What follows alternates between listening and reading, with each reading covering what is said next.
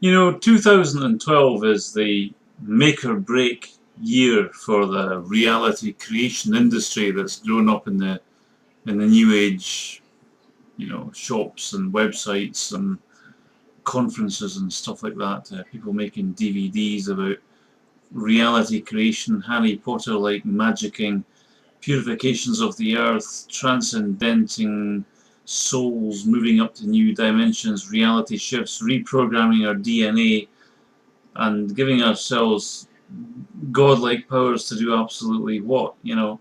So let's be honest about it.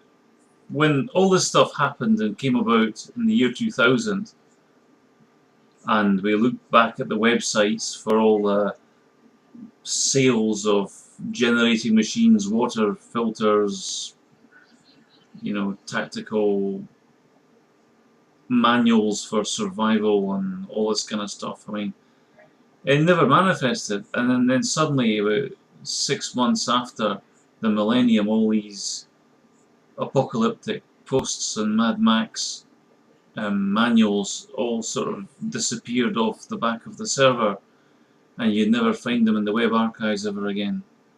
So that was what, 10 years ago, 10, 12 years ago. So now up comes 2012, the end of the Mayan cycle. Now it could well be, listen, it could well be that the Earth has done it before, polar shifts, cataclysmic rejuxtapositions of plates on the planet's continental plates, shells on the planet's surface catapulting about all over the place. But even though some people ascribe godlike powers to Mayan or potentially alien computation, it just could be that when the 21st of December comes around in 2012 that nothing much happens, because the universe doesn't operate like clockwork. I mean, for my money, if this was going to happen at all, and it might, it's not going to happen dead on 2012 at all. It could happen 2015. It could happen now. Because we're dealing with a chaos system and stuff like that, you're not going to get clockwork results, sudden impending working to dates and rigorous calendars and all that stuff. It's just not going to happen. I can't see it. Because we're dealing with a chaos system and things are chaotic and stuff like that. And one of the main things for me about our chaotic Earth was that sooner or later there could well be an ice age on the go as well.